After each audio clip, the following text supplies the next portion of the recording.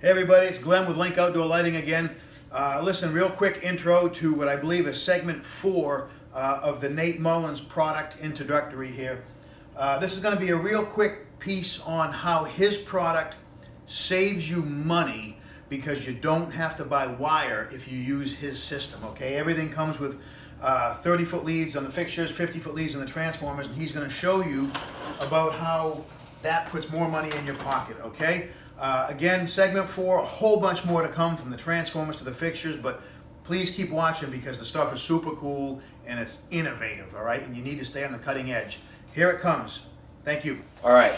Now, how am I going to get to that other 30%? All right. So we came up with a wiring method, and I call it the Loopable Link. It's a 30-foot piece of wire that ties back into the fixture. All right? So this is all connected. There's no end. There's no end. Okay. It ends back into itself. Okay. Okay? All right? So you just untie this, you throw the wire out. Now, because this system allows you to do anything that you want, right? If you want to home rub it to a J-box, you can. If you want to tee it, you can. If you want to daisy chain it, you can. You can do anything. Now, when I was an electrical contractor, I mean, I probably, if I installed one, we installed tens of thousands of these 2x4 lay-ins in many, many buildings, okay?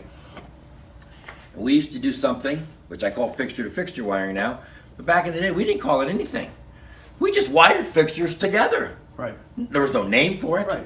We didn't call it anything. It was just how it was done. We just wired them together. Yeah.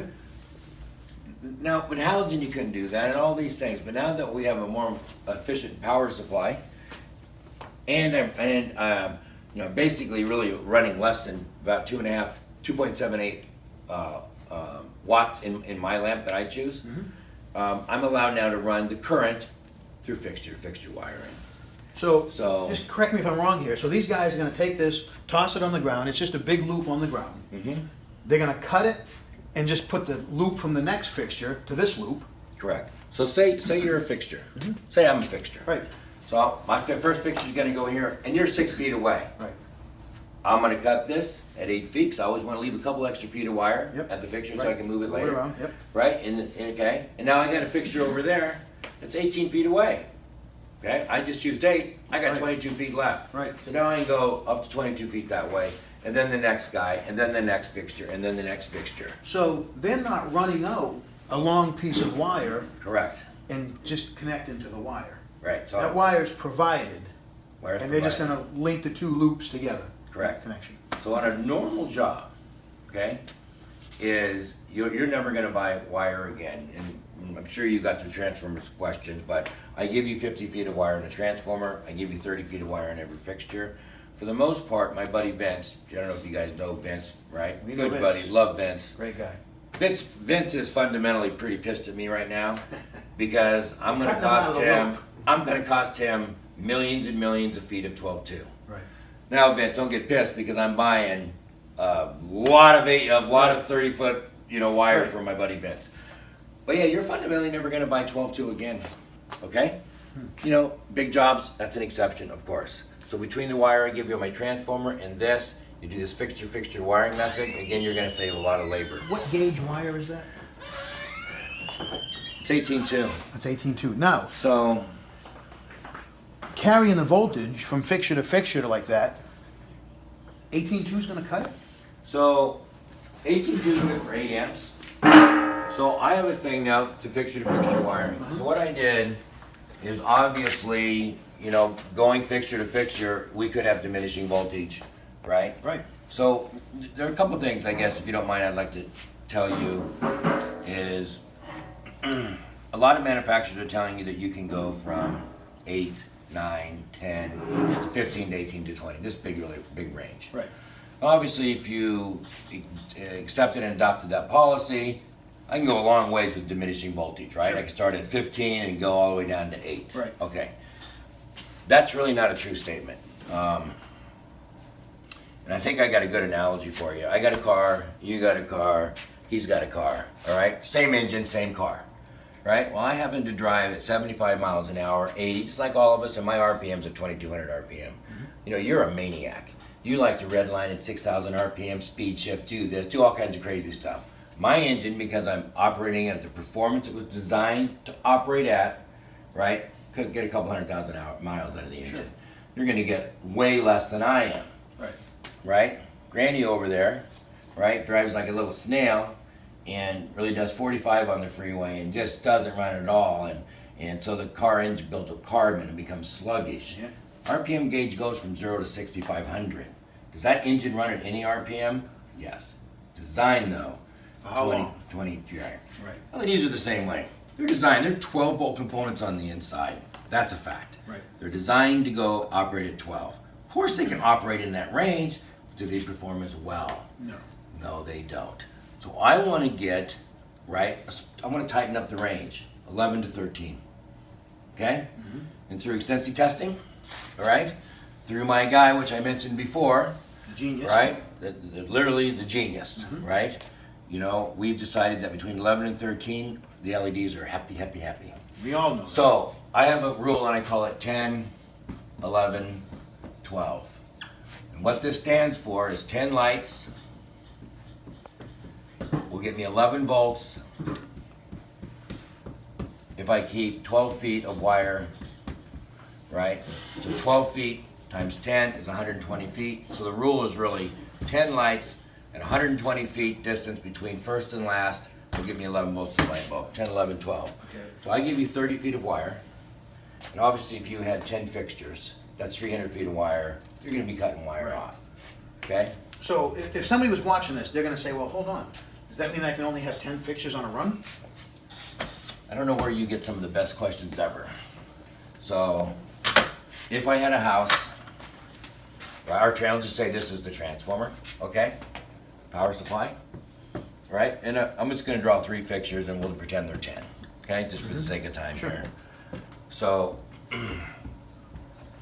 I'm in a yard and I got 10 fixtures over there, 8 fixtures over there, 10 fixtures over there. I'm gonna come, so I give you 50 feet of wire out of my transformer. I'm gonna centralize, I call it the home box. It's a junction box.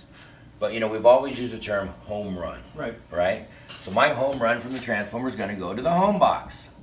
And I'm gonna centralize this home box kind of in a relationship between the fixtures. And we know that I've got 30 feet. Right. I wanna leave a couple feet out there, so I got 28 feet, 27 feet to play with. And the gauge coming out of the transformer is what? 14.2, Okay. okay? And I chose 14.2 versus 12.2 because my voltage drop is significantly less. I draw less current and less power. And everything that I do is I try to save, I put in the contractor's mind, if every penny I save, I'm really saving the contractor 2 pennies. Okay. I'm saving a few pennies on the 14.2 versus 12. It directs me right to savings of the contractor. And I don't need it because I'm so energy efficient. Right. So 14.2, so I centralize the home box, right? And I take my loop here, if I had a loop here, you know, obviously the wire. Right. I'm gonna come back in and I'm gonna cut it, right? And I bring it to home. And then this piece goes over to this fixture, Right. right? And I make a cut here, and then I go over to this fixture. Now, when I start having more fixtures in a row, what's really cool about this, right, is every other fixture, I just do this, right? Right. And there's no connection every other fixture. Right. So I eliminate connections too, all right? So we went out in, you know, my neighborhood, and I'm gonna start doing event seminars again, so I'm back into my neighborhood. I'm lit up one of my neighbors, put 108 lights in his house. And we had 108 lights. We had, I think, 50 some connections, or 46 connections, I think. Because a lot of times, you know, I'm gonna have another fixture down here, and it's going over to here. I'm gonna have another fixture, it's going over to here, right? So, you know, when you look at this, my connections are now, I don't have 108 connections, I got 40 or 50 connections, Okay. okay? So, and again, so you come up here and you do this. So this method allows me everything to go home, okay? Now, your next question is probably, well, what if I got 5 lights 200 feet away? Right. Right? Well, of course, I'm gonna come from home, and I'm gonna run a wire, you know, 200 feet away. Just like a conventional system that you would. Okay. So they would Right. run 12-2?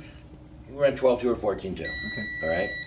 So 10, 11, 12, 10 lights, right? Gets 11 volts, 120 feet. Gotcha. So, and again, you can use any method. You can go conventional if you're comfortable by using, you know, a different wiring method, right? Whether it been a hub method or anything, you can just still do anything that you want.